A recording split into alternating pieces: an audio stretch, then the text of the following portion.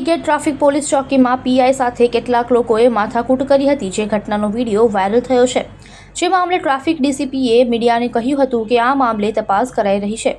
સુરતમાં પોલીસ સાથેનો માથાકૂટનો video viral થયો છે। વાત એમ છે કે દિલ્હી ગેટ ટ્રાફિક પોલીસ ચોકીમાં ટ્રાફિક પીઆઈ ગોહિલ સાથે કેટલાક લોકોએ માથાકૂટ કરી હતી, જે વિડીયો હાલ સોશિયલ મીડિયામાં વાયરલ થઈ રહ્યો છે। વાયરલ વિડીયોમાં દેખાતા 2 થી 3 ઇસમો પોલીસ સાથે જીબાજોડી કરતા હોવાનું કેદ થયું છે। તો પોલીસ સાથે જીબાજોડી કરનારાઓમાં એક મહિલા પણ દેખાઈ રહી છે। જો કે આ માથાકૂટ કયા કારણોસર થઈ અને મામલો કઈ રીતે બિચક્યો તે તો પોલીસ તપાસ બાદ જ સામે આવશે। ત્યારે આ અંગે ટ્રાફિક ડીસીપીએ કહ્યું હતું કે હાલ આ વાયરલ વિડીયોને લઈ તપાસ થઈ રહી છે અને તપાસ દરમિયાન જે કોઈ ગુનેગાર સાબિત થશે તેની સામે પગલાં લેવાશે।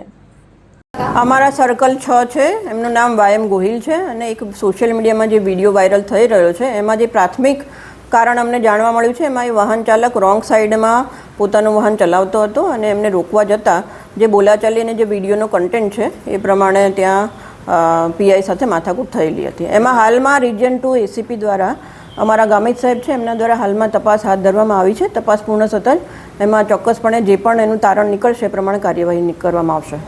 લોકોનું વર્તન બિલકુલ યોગ્ય નથી, પરંતુ જેમ મેં કીધું એવી રીતે તપાસ દરમિયાન જે પણ અમારી સમક્ષ હકીકતો આવશે એ હકીકતોના આધારે કાર્યવાહી ચોક્કસપણે કરવામાં આવશે।